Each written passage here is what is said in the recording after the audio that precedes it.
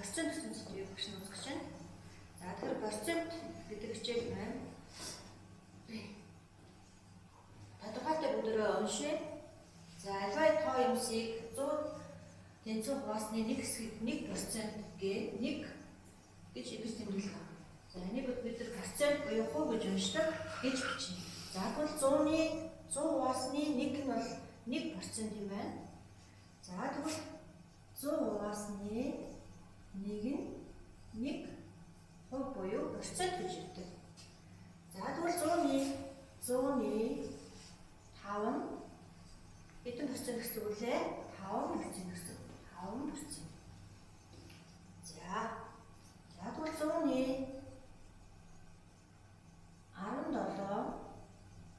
17% гэсэн үг.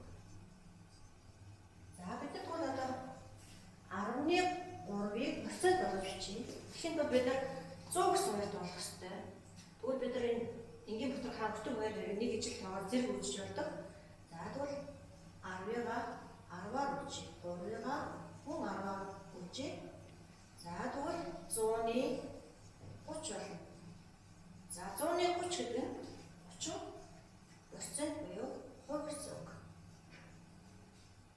За тэгвэл процент гэдэг нь 100 гэсэн хуваартай энгийн дотор хаа буюу 100-ны хэсгийг бид нар процент гэж хэлдэг юм байна. За тэгвэл дараах болгоныг бодъё.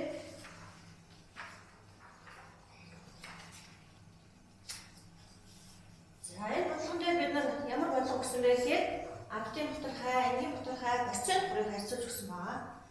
За эхлээд амтын дотор хаа. За тэгвэл хамгийн эхний бодлого маань энгийн дотор хаа бүрийг өгсөн байна. 100-ны 7. За 100-ны 7.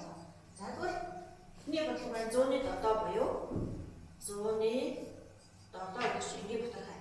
За нэг амтын дотор хаа дээр яаж бичлэх вэ? Амтын дотор хаа бичлэхдээ бид нар тэг бүхэл 100-ны 7 гэж чинь. Тэг бүхэл 100-ны 7 гэж чинь. За тэгвэл процент гэхээр хэдэн процент байх вэ? 7% байх гэсэн. За дараач амтын дотор хаа дээр тэг 100-ны 46 гэсэн бодлого байна. Амтын дотор хаа тэг 100-ны 46. За тэг 100-ны 46-г бид нар энгийн дотор болгож бичихтэй 100-ны 46 гэж бичнэ. За 100-ны 46% болгож бичвэл 46% буюу хувь болно. За дараагийн бодлого маань 26% гэж өгсөн байна. 26%.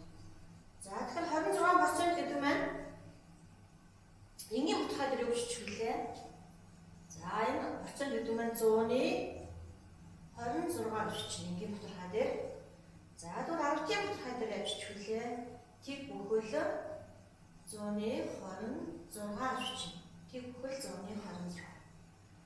За гэх мэтчлэн энэ дараагийн хоёр бодлогыг сурч та өөрснөө бодоорой. За тэгвэл процент тэгвэл энгийн утгаар хартын утгаар бүрийн холбоотой байх нь. За тэгвэл одоо бид нар арай өөр төрлийн бодлогуудыг бодож үзье. За 20-ны 9 энгийн утгаар хай процент болгож бичье. За тэгэхээр бид нар 20-ны 9 гэдэг маань хуваар нь 20 байна.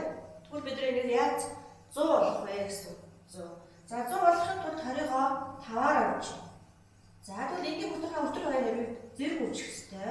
Хэрвээ зөв өвчихгүй бол энэ тэнцэг утгаар гарахгүй гэсэн үг. Тэгэхээр өтөр хоёр хэрэг 5-аар зэрэг үүсчихээр 100-ны 45 болно. 100-ны 45. За 100-ны 45 гэдэг нь 45% буюу хувь болгоно. 45%. За дараагийн бодлого нь 25-ны 7 гэсэн бодлого бодъё. 25-ны 7. За 25-ны 7 бид нар 100 гэсэн үгээр дараалахын тулд 25-ыг 4-өөр үүсгэх гэсэн. 4. Тэгвэл 7 мөн 4-өөр үүсгэх. Бүртгэрээ зэрэг үржин. Бүртгэр хоёрыг зэрэг үржих бол хаваа тэнцэг утгаар гардаггүй.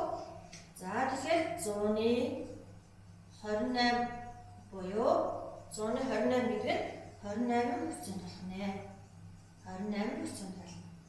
За дараагийн бодлого тэгвэл 200-ны 46 гэсэн тоог процент болгож чинь. За 100 болох хэвээр бид нар хуурай. Гэтэл бол 200 байна. Тэгвэл бид нар энийг яах ёстой вэ гэхээр 200-га 2 хуваачин бол бид 100 болгох болно. 2 хуваачин. За тэгвэл 46 байгаа мөн адилхан 2 тугай. За хөтөр барь зэрэг байх хэрэгтэй.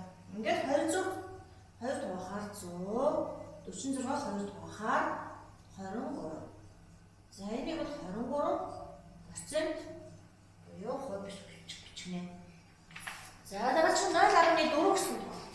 За 0.4 гэсэн тоог 0.4 гэсэн ардын бүтцийг бид нар процент болгоё.